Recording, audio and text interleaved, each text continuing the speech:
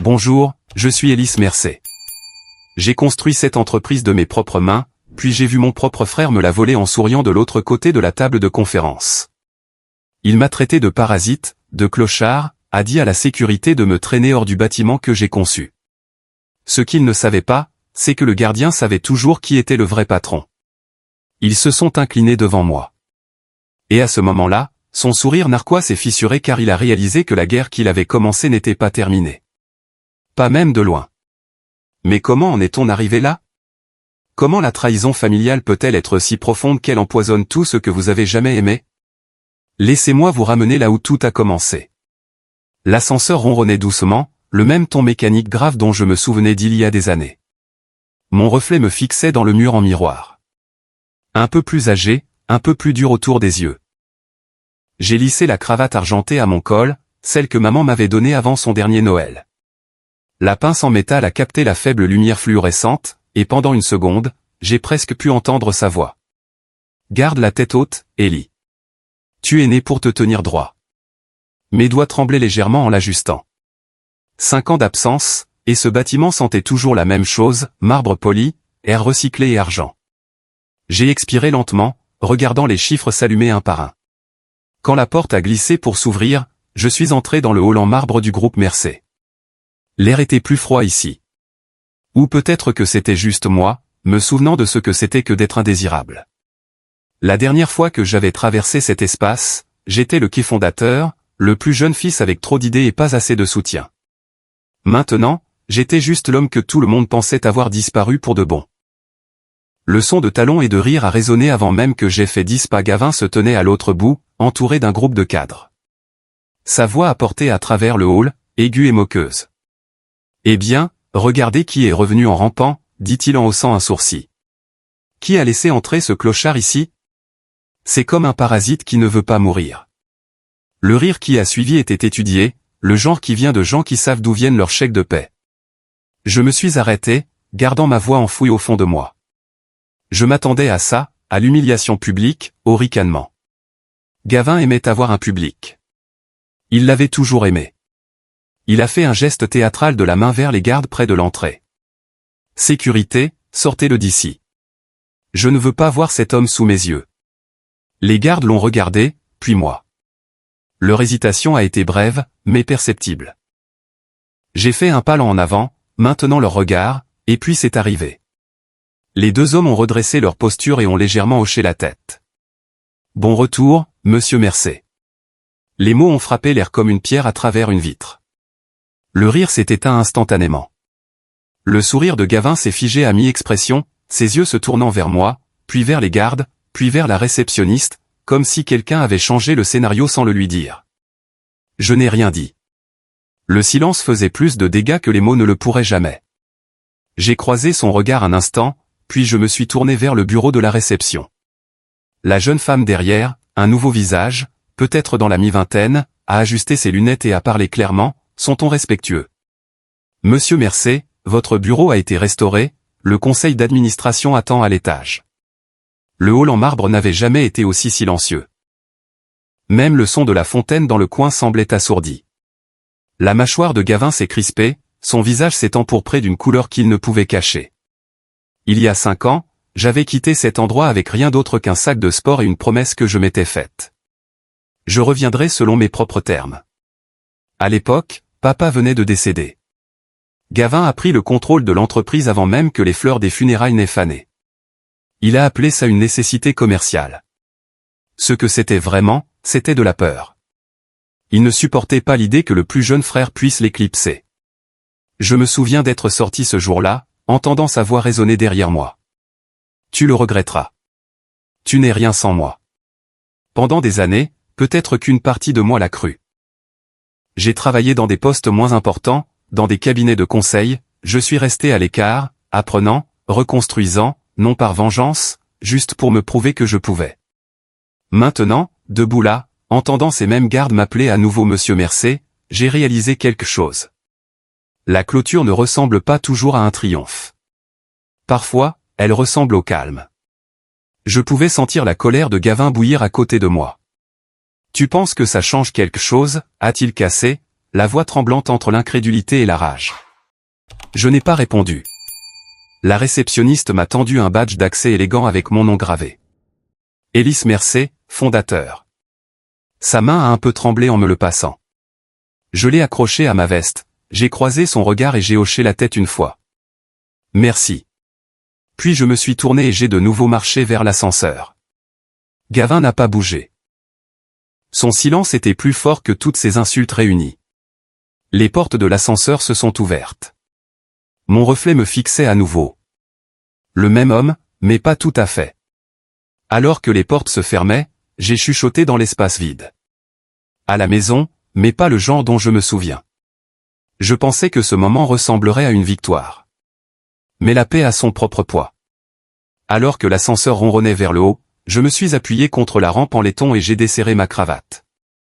Le silence semblait différent cette fois, pas froid, mais lourd, comme entrer dans une maison d'enfance qui avait été repeinte et louée à des étrangers.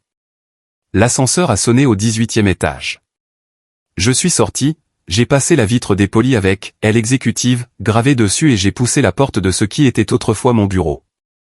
Il ne m'a pas reconnu. L'espace était dépouillé de tout souvenir, comme si quelqu'un en avait nettoyé l'âme. Pas de croquis encadrés au mur. Pas de balle de baseball signée du premier match d'anniversaire de maman et papa.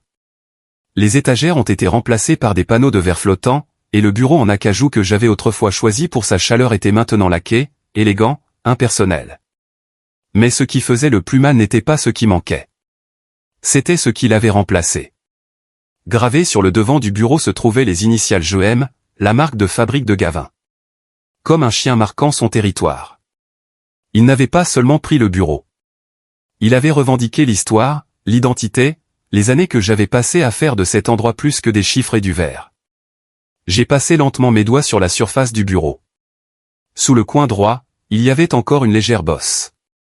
L'endroit où la dernière lettre de maman pour moi se trouvait sous un presse-papier en verre. Je l'avais gardé là pour la force, pour me guider les jours plus difficiles. Ils ont nettoyé la pièce, ai-je murmuré, mais ils n'ont pas pu nettoyer les fantômes. Je me suis enfoncé dans le fauteuil, qui n'était plus le mien, mais je l'ai fait mien pour le moment.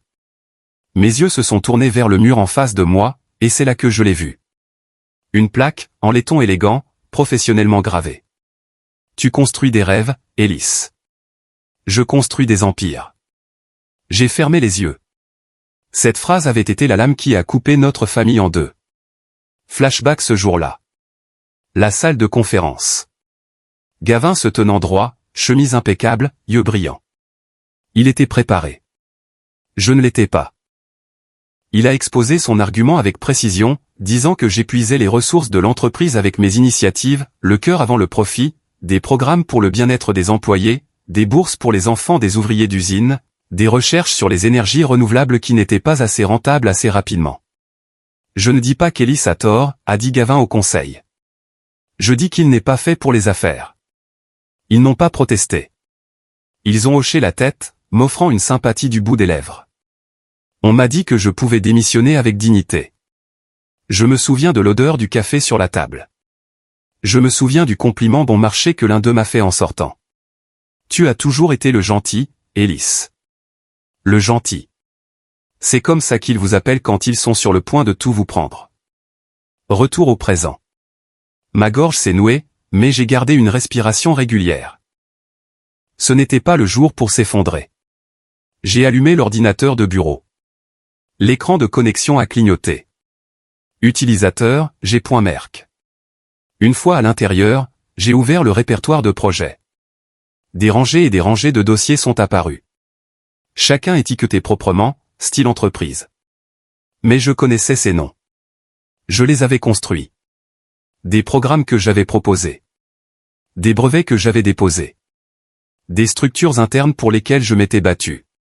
Chaque crédit maintenant sous son nom. Mon nom, aucune trace. J'ai ouvert un vieux dossier par réflexe. Initiative Phoenix. À l'époque, c'était trop radical, trop cher. Je l'avais présenté comme l'avenir de l'entreprise. Durabilité, IA, logistique intégrée, réseau de salaires égaux à l'échelle mondiale. J'ai perdu mon emploi à cause de ça. Maintenant, il s'appelait Vision Mercé 2.0. Même plan, même langage de code, même fichu projet, juste nettoyé, doté d'un titre plus brillant et estampillé des initiales de Gavin. Mes mains ont serré les côtés du fauteuil. La colère a surgi, pas bruyante ou sauvage, mais quelque chose de pire. Le genre de rage qui ne crie pas. Elle s'aiguise. Je me suis levé et j'ai marché vers la fenêtre. Les toits de Chicago clignotaient en contrebas, vivants, déconnectés. Comme ce bâtiment. Comme moi, ai-je murmuré. Ils ont enlevé mon nom des murs, mais pas des fondations. Il ne s'agissait pas de vengeance. Jamais. Il s'agissait de vérité. De ne pas laisser un mensonge devenir l'histoire que les gens retiennent. Je suis retourné au bureau, plus calme maintenant. J'ai ouvert le tiroir du bas, vide. C'est ce que je pensais. Nichée dans le coin, à peine visible, se trouvait une petite enveloppe. Pas de marque, juste du papier beige plié sur lui-même comme un secret. Je l'ai ouverte avec précaution. À l'intérieur, une seule note. Il ne t'a pas seulement effacé. Il a tout réécrit. Pas de signature. Je me suis rassis lentement, la note toujours à la main. Quelqu'un avait vu. Quelqu'un savait, et il voulait que je le sache. Je ne savais pas qui avait laissé la note, mais je savais ceci, les fantômes n'écrivent pas de lettres. Je n'ai pas beaucoup dormi cette nuit-là. Je n'ai pas essayé. Je suis resté dans la suite d'un hôtel tranquille du centre-ville, fixant le plafond tandis que la ville en contrebas clignotait à travers les fenêtres. J'ai gardé cette note à côté de moi sur la table de chevet, la dépliant plus de fois que je ne pouvais compter. Le matin, les plis étaient usés. À 8h55, je suis retourné dans le groupe Mercé, mes chaussures résonnant sur le carrelage alors que je descendais le long couloir menant à la salle de conférence. Chaque pas ressemblait à une marche vers un tribunal, où je n'étais pas sûr de qui était jugé. La salle de conférence était déjà pleine quand j'ai poussé la porte. La lumière du soleil se déversait à travers les fenêtres du sol au plafond, projetant de longues ombres nettes sur la table brillante. L'éclat du verre et du chrome donnait à la pièce une allure moderne, presque stérile, mais l'air était épais de tension. Chaque chaise était occupée. Gavin était assis à la tête, bien sûr, les mains calmement posées sur la table comme s'il n'avait jamais rompu une seule promesse de sa vie. J'ai hoché la tête une fois et je me suis dirigé vers ma place. Non pas celle que j'occupais autrefois, mais une laissée ostensiblement à l'autre bout. Symbolique, peut-être. Une petite table pour rappeler à tout le monde où je suis censé me situer. En m'asseyant, ma cravate argentée a capté la lumière du matin. J'avais l'impression que maman était encore là d'une manière ou d'une autre, pas en train de regarder, mais d'attendre. J'ai balayé la pièce du regard. La plupart des membres du conseil évitaient le contact visuel. Certains me jetaient un regard de curiosité vague, d'autres de malaise mal dissimulé. Et puis il y avait Dana. Elle n'a pas souri. Elle n'a pas hoché la tête, mais ses yeux ont croisé les miens et les ont maintenus. C'était plus que suffisant. Gavin s'est raclé la gorge. Commençons. Il s'est penché en arrière, la voix posée. Nous sommes ici pour clarifier la nature de cette récente perturbation. Certains d'entre vous ont été surpris de voir Élise de retour dans le bâtiment hier. Je vais aborder cela de front. Il a souri à la salle comme si ce n'était qu'une mise à jour trimestrielle. Bien que nous respections la mémoire de notre défunt père, il est important de reconnaître que la participation d'Élise dans cette entreprise était plus symbolique que fonctionnelle. Un geste de bonne volonté, vraiment, qui a eu son temps et sa place. Il a laissé planer le silence. Quelques têtes ont hoché la tête. Pas toutes. Je n'ai pas parlé. Pas encore. Au lieu de cela, j'ai pris mon dossier en cuir et je l'ai fait glisser sur la table. Initiative Phoenix, charte originale. Lisait-on sur la couverture. Chaque membre du conseil a reçu une copie imprimée, datée, notariée. J'ai regardé leurs yeux parcourir le papier. Le visage de Gavin n'a pas bougé. Il n'avait pas besoin de le lire. Il savait déjà ce qu'il disait. Ces documents, a-t-il gloussé, datent de 10 ans. Les marchés ont changé. Les technologies ont évolué. On ne peut pas simplement sortir un fossile du placard et prétendre à sa pertinence. J'ai croisé son regard. Les marchés changent. La vérité, non. Un silence s'est installé sur la table, non pas de choc, mais de confusion. Il n'était pas habitué à cette version de moi. Pas le petit frère, pas le rêveur au cœur tendre. La voix de Dana a coupé le silence, stable malgré le tremblement que j'ai surpris dans ses doigts. En fait, a-t-elle dit en feuilletant le document. Selon la loi sur la continuité des entreprises de l'État, la charte de projet originale d'Hélice et sa désignation d'actionnaire restent légalement exécutoires. Le fauteuil de Gavin a grincé alors qu'il se tournait vers elle. Cette clause a été révisée en 2019. Pas pour les fondateurs historiques, a-t-elle répondu, les yeux toujours sur la page. Il a cassé. Tu penses savoir comment diriger cet endroit, Dana? Elle n'a pas bronché. Je sais lire les contrats, et je me souviens de qui a créé cette entreprise. Je l'ai regardé à nouveau, cette fois, non seulement avec surprise, mais avec quelque chose comme de la gratitude. Le visage de Gavin a tressailli. Il s'est levé lentement, sa voix devenant plus forte. C'est de la manipulation, du chantage émotionnel. On ne revient pas après 5 ans en agitant des papiers comme s'ils signifiaient quelque chose. Je l'ai laissé délirer. Je n'ai pas bronché, le laisser s'effondrer était une meilleure stratégie que de le pousser. Vous savez tout ce que c'est, a-t-il aboyé. Il n'a pas tenu le coup quand les choses sont devenues difficiles. Il s'est enfui. Maintenant, il veut déterrer le passé parce qu'il n'a plus rien. Je me suis levé. Je suis parti, ai-je dit doucement. Parce que je ne voulais pas jouer le jeu à ta manière. Je n'étais pas intéressé à diriger un empire construit sur le silence et les demi-vérités. J'ai pris une respiration et j'ai regardé chaque visage dans cette pièce. Tu as construit ton héritage sur un terrain que tu n'as jamais possédé, Gavin. Et maintenant, les fondations parlent. Ça a suffi. La pièce est devenue immobile. Pas dramatique, pas cinématographique, juste immobile. Comme si tout le monde comprenait enfin. Ce n'était pas une querelle de famille. C'était un règlement de compte. Un homme au centre de la table, Thomson, je crois, s'est raclé la gorge. Nous devrons peut-être nous réunir en privé pour examiner ces documents plus en profondeur. Personne n'a objecté. Gavin a souri, mais ça n'a pas atteint ses yeux. Tu penses que c'est fini? Tu ne sais même pas dans quoi tu t'es mis. J'ai ramassé mes papiers lentement, délibérément. Peut-être pas, ai-je dit, mais les fantômes ont la mémoire longue. Je pensais que la vérité arrangerait les choses. J'avais tort. Elle n'a fait que faire bouger les ombres plus rapidement. Au 3e jour, l'éclat de mon retour s'était estompé. Plus de sourires crispés de la part des cadres de passage. Plus de « bon retour », Monsieur Mercé, maladroit de la part des stagiaires, juste la pluie qui tapait contre la vitre du sol au plafond, régulière et vive comme une horloge qui avance vers quelque chose d'inévitable. Je me tenais à la fenêtre de mon bureau, regardant Chicago disparaître derrière des rideaux gris. La tempête dehors reflétait celle qui était en moi, constante, grandissante, à peine contenue. Dana ne s'était pas présentée ce matin-là. Pas d'appel, pas de texto, juste une absence. Et il n'a pas fallu longtemps pour que les murmures commencent. Les conversations s'arrêtaient quand je passais. 2 jeunes analystes ont levé les yeux de leurs écrans, les yeux nerveux avant de retourner à leur moniteur comme si je n'avais rien remarqué. Puis est venu l'email. Objet, urgent, violation de données internes en cours d'examen, de la part des affaires internes. En pièces jointes, 3 captures d'écran. De soi-disant journaux de connexion à distance depuis l'étranger à l'un des serveurs sécurisés de Mercé. Fichiers ouverts. Données consultées. Horodaté entre 1h et 3h du matin, heure de Londres. Le nom sur la connexion, le mien. J'ai regardé l'écran.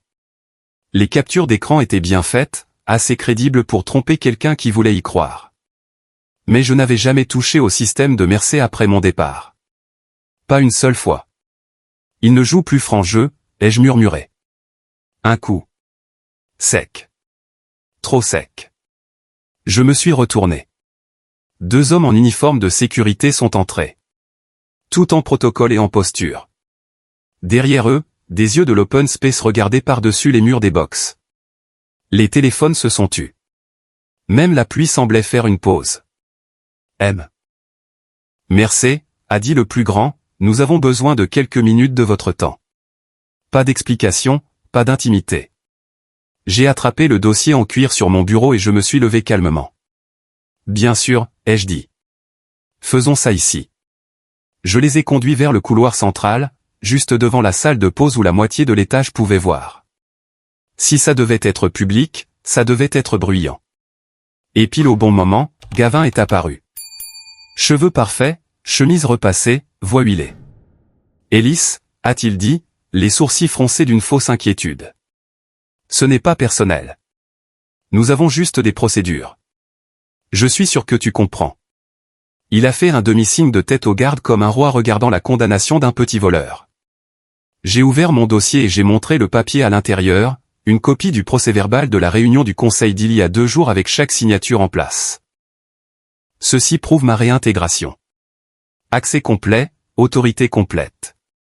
Vous voudrez peut-être vérifier à nouveau le nom sur vos chèques de paie. Les gardes ont hésité. L'un a pris le papier. L'autre a reculé. L'expression de Gavin a tressailli. Pas beaucoup, mais assez pour que je le voie. Le garde le plus grand s'est raclé la gorge. Nous devrons vérifier avec les RH. Nos excuses, monsieur Mercé.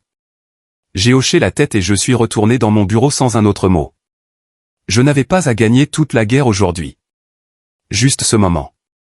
Quelques heures ont passé. Je suis resté à l'intérieur, répondant à des emails, examinant des documents juridiques, relisant ces fausses captures d'écran une 12aine de fois.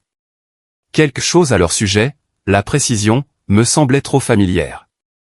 Gavin ne faisait jamais le sale boulot lui-même. Il payait d'autres pour garder les mains propres. Mon téléphone a vibré. Dana. Sa voix est venue, fine et craquelée. Élise, ils sont venus à mon appartement. Je me suis redressé. Qui? L'informatique et 2 types du service juridique. Ils ont dit qu'ils faisaient un balayage interne. Ils ont pris mon ordinateur portable, ont dit à la réception que j'étais sous enquête. Sa respiration a vacillé. Je n'ai rien dit, je le jure. Mais ils disent que je t'ai aidé, que j'ai couvert tes traces. Tu n'as rien fait de mal, ai-je dit doucement. Ils ont peur, c'est tout. Elle a hésité, et quand elle a de nouveau parlé, sa voix était plus petite. Ils poussent pour un vote du conseil demain, session d'urgence. Ils veulent te révoquer définitivement sur la base de la violation. J'ai regardé par la fenêtre. La pluie tombait plus fort maintenant, fouettant en diagonale contre la vitre. Les lumières de la ville scintillaient, flou entraîné méconnaissable. Ils arrivent vite, a-t-elle dit. Élise, je suis désolé. Ce n'est pas ta faute, ai-je chuchoté. Reste juste silencieuse. Reste en sécurité. Elle a raccroché. Le silence dans mon bureau était complet maintenant. Plus de couloirs, plus de frappes des bureaux adjacents, juste la pluie, ma propre respiration et le poids silencieux de ce qui allait arriver. Je suis resté dans le noir, sans lumière, juste la ville qui brillait au-delà de la tempête. Tu construis des rêves, m'avait dit un jour Gavin. Je construis des empires.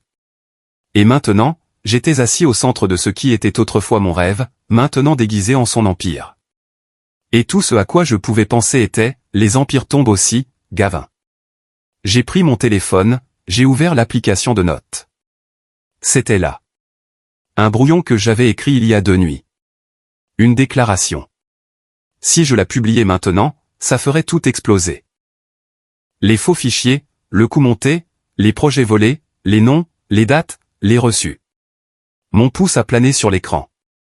Et puis la voix de maman est revenue. Pas forte, pas surnaturelle, juste un souvenir de la cuisine de notre maison d'enfance. La vengeance est facile, mon bébé. La grâce, ça demande du courage. J'ai verrouillé le téléphone, je l'ai posé face contre table sur le bureau. Lentement, j'ai desserré ma cravate. Pas pour le style, pas pour le confort, juste pour respirer. Le cuir était doux entre mes doigts. C'était toujours son cadeau pour moi.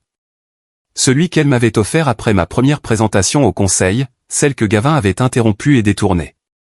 Elle m'avait dit, porte ça quand tu veux qu'il te voie toi, pas le rôle qu'ils t'ont assigné.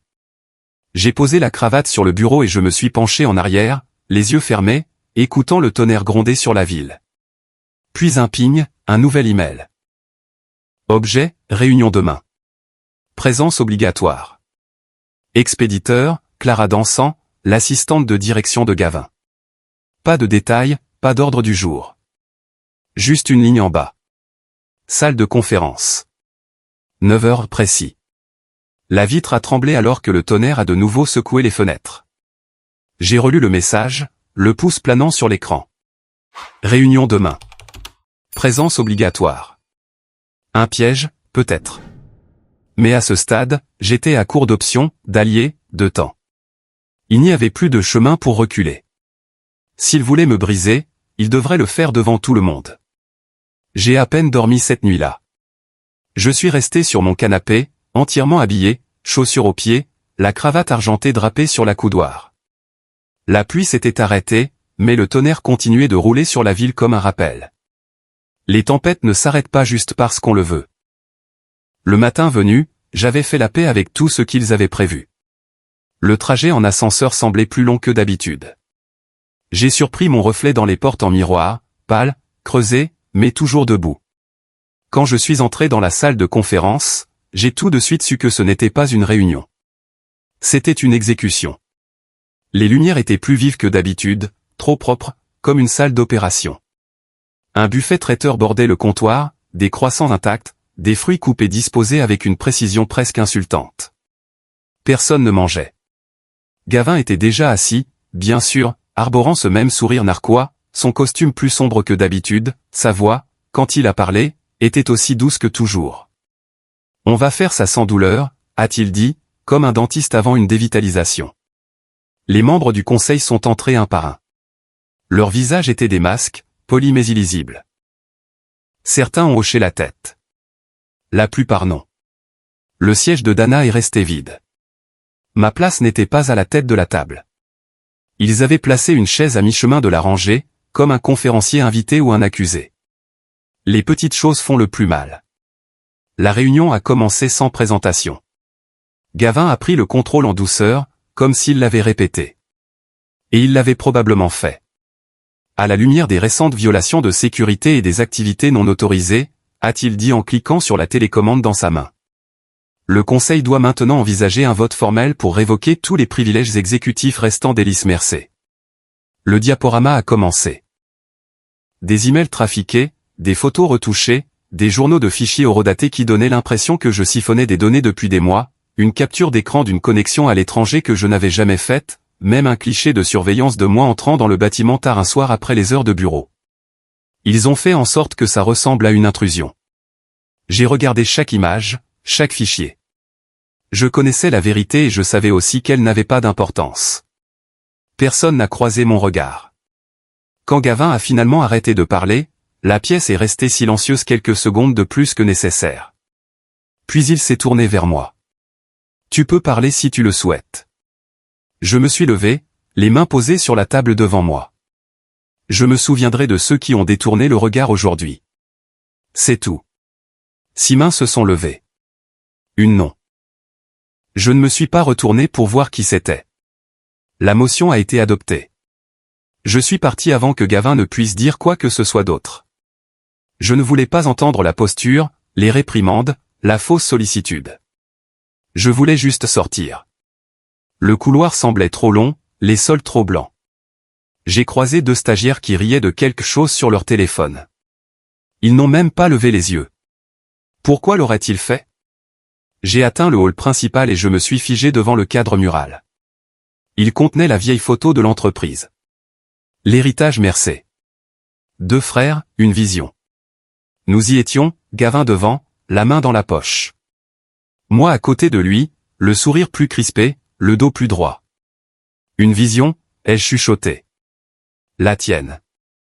Dehors, le ciel était devenu grisacier. La pluie avait recommencé à tomber. Une bruine douce, froide et méchante. J'ai marché sous elle sans parapluie. Le froid a trempé ma chemise. Je m'en fichais. La cravate, celle de ma mère, était froissée dans mon poing. Elle semblait plus lourde qu'elle n'aurait dû. Au moment où je suis arrivé à ma voiture, je ne me souvenais pas avoir marché, juste du froid et du vide. Ce soir-là, je me suis retrouvé dans un vieux restaurant du côté sud, le genre avec des banquettes en cuir craquelé et un café qui avait le goût de la mémoire. Mon père et moi venions ici avant ses grandes présentations. Il commandait un club sandwich et répétait son mantra, commence par l'honnêteté, finit par la vérité, et s'il n'écoute toujours pas, part. La serveuse m'a reconnu mais n'a rien dit. Elle a juste versé mon café et a laissé l'addition face cachée à côté. J'étais reconnaissant pour le silence. J'ai regardé mon reflet dans la fenêtre.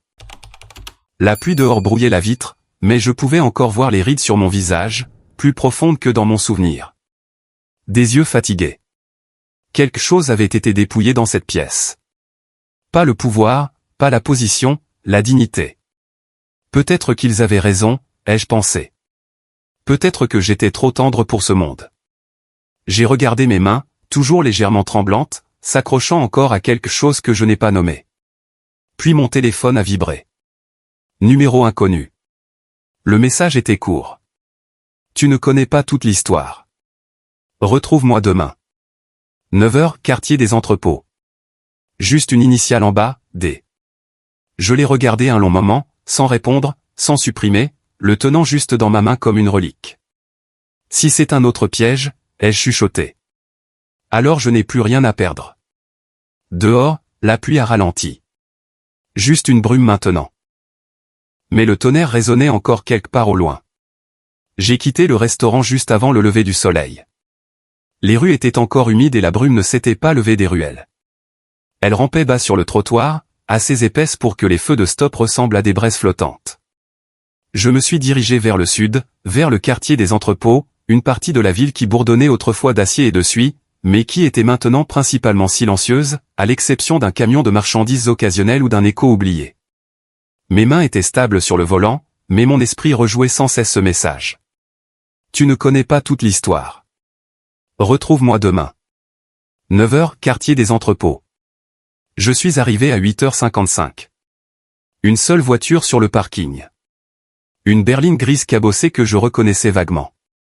L'odeur de rouille et de vieille pluie m'a frappé en sortant. L'entrepôt se dressait devant moi comme un souvenir oublié, des murs de briques assombris par des années de temps et de négligence. La porte s'est ouverte. Dana est sortie lentement. Ses cheveux étaient humides. Ses yeux étaient rouges. Elle n'avait pas l'air effrayée. Elle ressemblait à quelqu'un qui n'avait pas dormi. « Tu es venu » a-t-elle dit. J'ai gardé une voix égale. « Tu as dit que tu avais quelque chose à me montrer. » Elle a regardé autour d'elle, resserrant le col de son manteau. « S'il découvre que je t'ai dit ça. Tu perdras tout » ai-je terminé pour elle. Alors faisons en sorte qu'il ne le découvre pas, à l'intérieur, l'air était plus frais, vicié. Le sol en béton résonnait sous nos pas. Elle m'a conduit dans un coin où un vieil établi était couvert de poussière. Un ordinateur portable reposait dessus, neuf, fin, déjà ouvert. Elle a tapé quelques touches et a entré un mot de passe. Ce lecteur a été caché du système principal, a-t-elle dit, mais il est interne, intact, les vrais registres. Un ensemble de fichiers s'est ouvert. Ligne après ligne de données, des noms que je n'avais pas vus depuis des années. Des noms de codes de projet que j'avais écrits moi-même. Et puis les chiffres. Ils n'ont jamais supprimé ton nom, Hélice. Ils l'ont juste enterré. Je me suis penché plus près.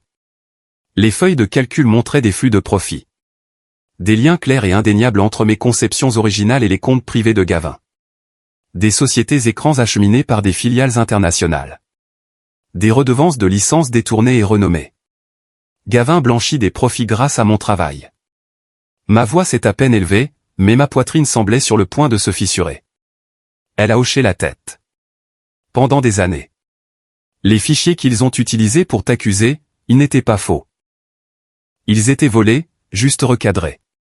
J'ai regardé l'écran, le curseur clignotant comme un métronome silencieux. Tu réalises que ça pourrait le détruire? La voix de Dana a baissé. Ou toi? Avant que je puisse répondre, le bruit de pas a retenti. Rapide, décisif, et pas seulement une paire. Elle est devenue pâle. Tu n'as dit à personne qu'on se rencontrait ici? Je pensais que tu ne l'avais pas fait, ai-je dit doucement en m'éloignant de l'ordinateur portable. La porte de l'entrepôt a grincé avec un gémissement qui semblait venir du bâtiment lui-même. Deux hommes sont entrés. J'en ai reconnu un, l'assistant juridique de Gavin. L'autre portait un badge du groupe Mercé accroché à son manteau. Dana a reculé instinctivement. Je me suis interposé entre elle et les hommes. Je suis désolé, a-t-elle chuchoté, des larmes perlant dans sa gorge. Il a dit qu'il me ruinerait, mon travail, ma famille. Je n'ai pas bougé. Alors il l'a déjà fait. L'assistant a souri narquoisement. Monsieur Mercey, quelle surprise. Cette petite réunion semble très mauvaise pour vous. J'ai jeté un coup d'œil au téléphone qui enregistrait toujours depuis la poche de mon manteau, l'écran faiblement allumé. C'est drôle, ai-je dit. C'est exactement ce que je voulais que vous disiez sur enregistrement. Son sourire a vacillé. Il s'est précipité en avant, la main tendue vers ma veste, mais j'ai reculé rapidement. Vous vouliez m'enterrer sous des mensonges, ai-je dit en levant légèrement le téléphone. Mais vous avez apporté une pelle avec vos propres empreintes. Derrière nous, la faible sirène a coupé le brouillard matinal. Ils viennent ici, a cassé l'autre homme. Je me suis tourné vers Dana. Tu les as appelés avant notre rencontre. Elle a hoché la tête une fois, les yeux toujours pleins de larmes. La voix de l'assistant est montée en panique. Espèce d'idiote. Les deux hommes se sont précipités vers la porte. Je n'ai pas poursuivi. Je n'avais pas à le faire. Tu voulais une protection, ai-je dit à Dana. Maintenant, tu l'as. Elle s'est essuyé le visage avec le dos de sa main, tremblante. Il va s'en prendre à nous deux maintenant. J'ai tendu la main et j'ai doucement fermé l'ordinateur portable. Alors on arrête de fuir. Nous avons marché lentement vers la sortie. Le son des sirènes s'est intensifié, rebondissant sur les murs des bâtiments voisins. Dehors, une voiture noire était à l'arrêt de l'autre côté de la rue, vitres teintées, moteur ronronnant bas. J'ai arrêté de marcher. Dana m'a regardé, puis la voiture. Il est déjà là, ai-je dit doucement. La voiture s'est éloignée, sans plaque d'immatriculation visible de notre angle, et a disparu dans le brouillard sans un bruit. Au moment où je suis entré dans mon quartier, le soleil s'était couché derrière l'horizon, et ce crépuscule tardif de Chicago, violet, meurtri et lourd, planait bas sur les bâtiments. Mes phares ont balayé le trottoir alors que je tournais dans le parking. La rencontre à l'entrepôt résonnait encore dans mes oreilles, et la voix de Dana résonnait par morceaux. Il va s'en prendre à nous deux maintenant. J'ai garé, je suis sorti et j'ai monté les escaliers deux par deux. La porte de mon appartement était entr'ouverte. Je me suis figé.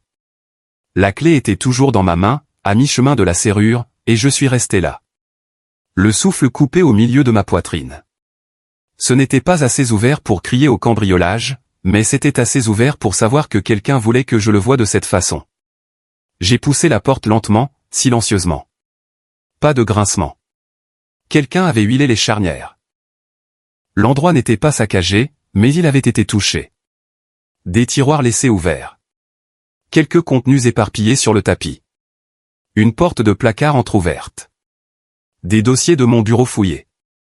Quelques pages froissées par terre. Ma table basse était vide à l'exception d'un verre d'eau, encore à moitié plein, encore perlé de condensation. Quiconque avait été là n'était pas parti depuis longtemps. Je suis entré plus profondément, lentement et alerte, comme un réflexe d'une vie antérieure, d'une époque avant les salles de conférence et les tours de verre, quand je franchissais encore les portes en m'attendant à ce que les choses tournent mal. J'ai vérifié la salle de bain, le placard, la cuisine, personne. Juste le silence d'une pièce qui avait été trahie. Mon téléphone a vibré dans ma poche.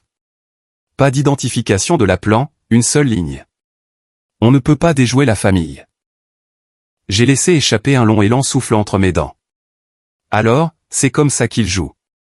Je n'avais pas besoin d'un nom pour savoir que c'était Gavin. Au centre de mon bureau se trouvait un dossier manille. Je ne l'ai pas touché tout de suite.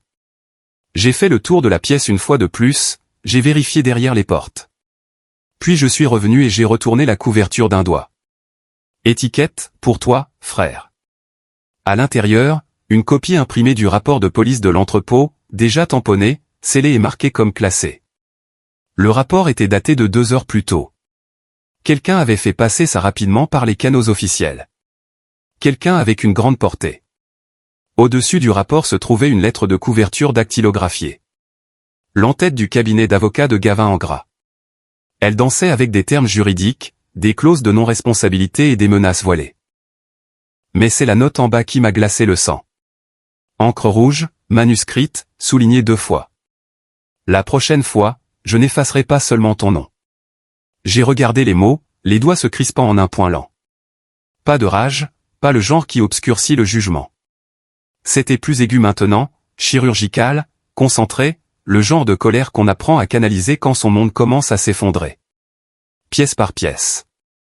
Tu viens de signer tes aveux de sang, ai-je chuchoté dans le silence. Je me suis enfoncé dans le fauteuil, j'ai regardé autour de moi ce qui ressemblait autrefois à un foyer. L'endroit n'était pas détruit, mais il n'était plus à moi. La photo encadrée du couloir gisait face contre terre près de la bibliothèque. Je l'ai ramassée. Moi, Gavin et notre mère. Prise le jour où nous avons ouvert le premier bureau satellite de l'entreprise, à l'époque où nous croyions encore l'un en l'autre. Le verre s'était fissuré juste à travers son sourire. Je suis resté avec ça 1 minute. J'ai laissé la douleur s'installer. Tu voulais une guerre, Gavin, ai-je dit à voix haute. Tu en auras une, mais pas celle que tu attends. J'ai ouvert mon ordinateur portable. Non pas pour le dénoncer. Pas encore. Ni à la police, ni à la presse. J'ai écrit un email adressé à chaque actionnaire principal du conseil d'administration de Mercé.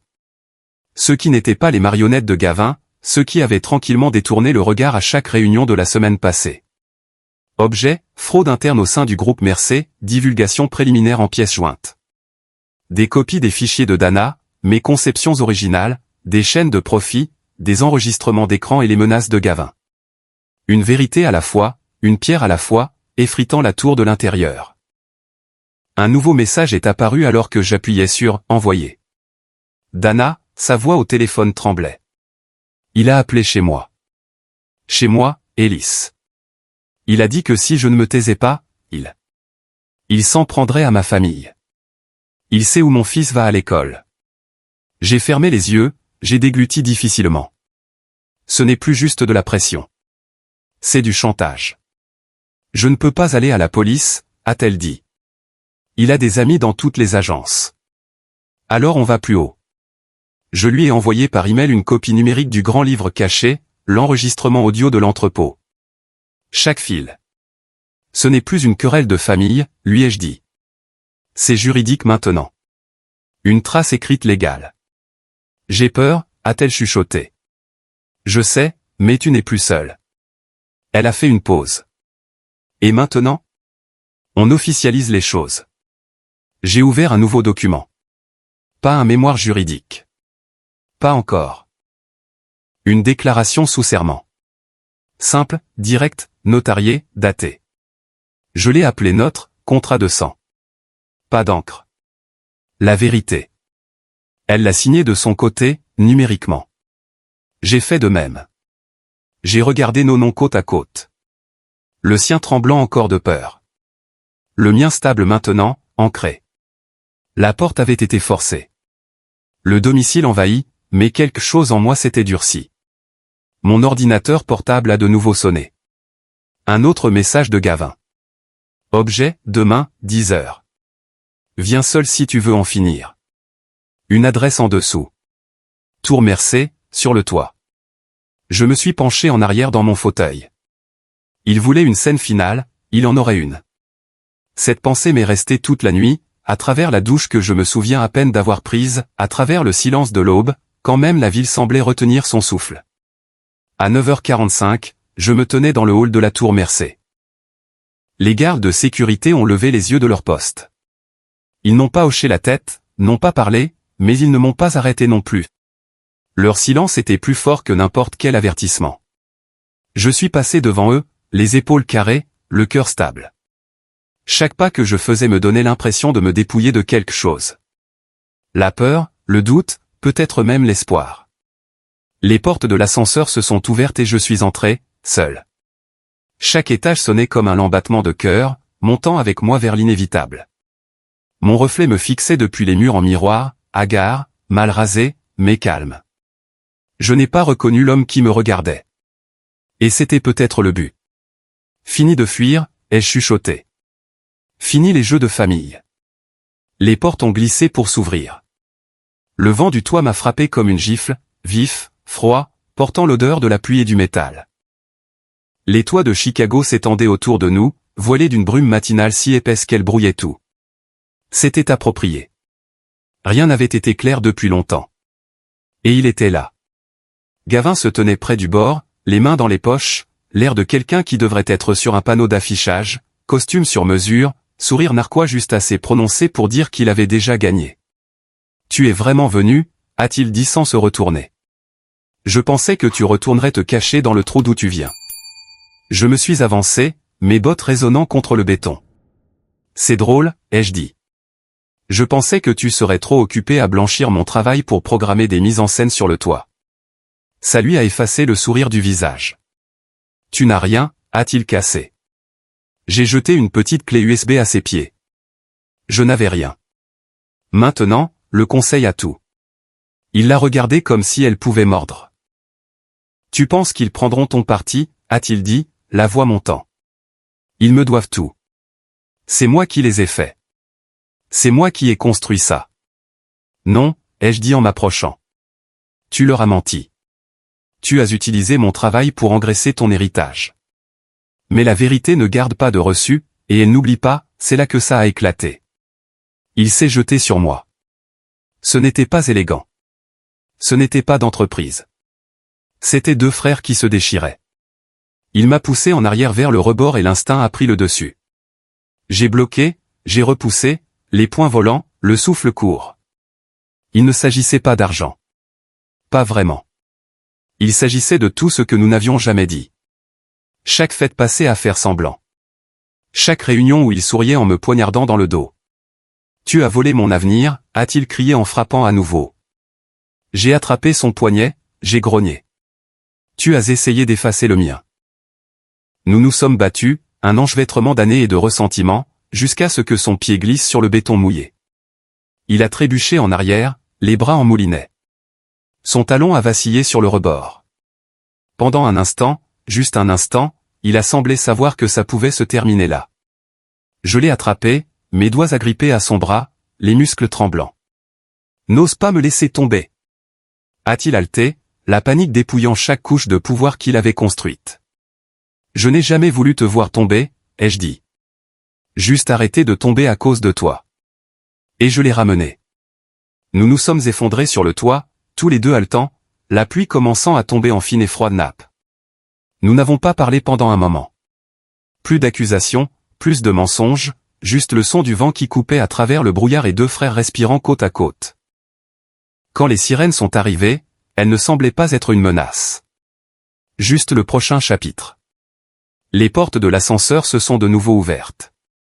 Dana est sortie la première, tenant un épais dossier serré contre sa poitrine. Derrière elle, une poignée de membres du conseil ont suivi, certains pâles, d'autres au visage de pierre. Deux officiers sont entrés derrière eux, se déplaçant lentement. Dana a marché droit vers moi. Sans hésitation. Les dossiers, a-t-elle dit, le grand livre, la déclaration sous serment, tout est public maintenant. Gavin s'est assis, clignant des yeux contre la brume, vraiment réalisant que c'était fini. Tu nous as ruinés, a-t-il dit, la voix fine, craquelée. J'ai secoué la tête. Non, tu as ruiné le nom. J'ai juste arrêté de prétendre qu'il signifiait encore quelque chose.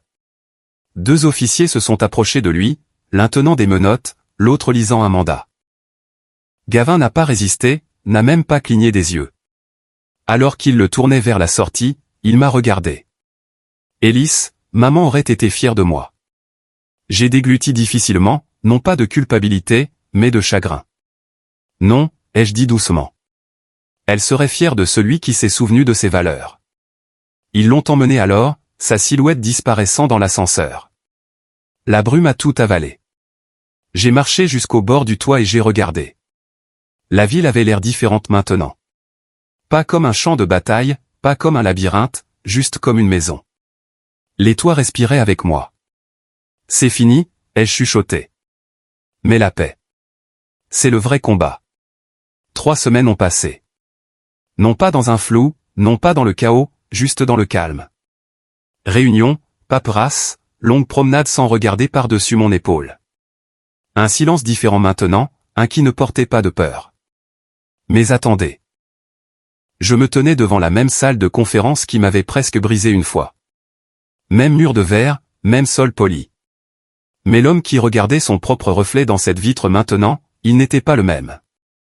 J'ai poussé la porte. La pièce était, comme je m'en souvenais, froide, aux arêtes vives, la même douzaine de fauteuils en cuir alignés le long de la longue table en acajou. Mais l'air avait changé. Certains membres du conseil ont levé les yeux, puis les ont baissés à nouveau. La culpabilité pesait dans leurs yeux, bien que personne n'en ait parlé. Un ou deux ont donné des hochements de tête serrés et respectueux, non pas par peur cette fois, mais par reconnaissance. À l'autre bout se trouvait Dana. Elle s'est levée lentement, a offert un doux sourire et a dit d'une voix qui n'avait pas besoin de volume pour porter le pouvoir. « Bon retour, monsieur Mercey. » J'ai posé ma mallette sur la table, je l'ai ouverte. Mettons-nous au travail. Pas d'applaudissements, pas de discours, juste le genre de silence calme qu'on obtient dans une pièce où les gens arrêtent enfin de faire semblant. Gavin était parti. Les médias ont appelé ça le « scandale Mercey », comme si c'était un scénario qu'ils attendaient de publier depuis des années. Chaque titre variait. Le frère du PDG blanchit des millions. Une querelle de famille se transforme en catastrophe d'entreprise. La chute d'une dynastie. Je n'ai pas donné d'interview. Pas une seule fois. La vérité n'a pas besoin de commentaires. Juste d'oxygène.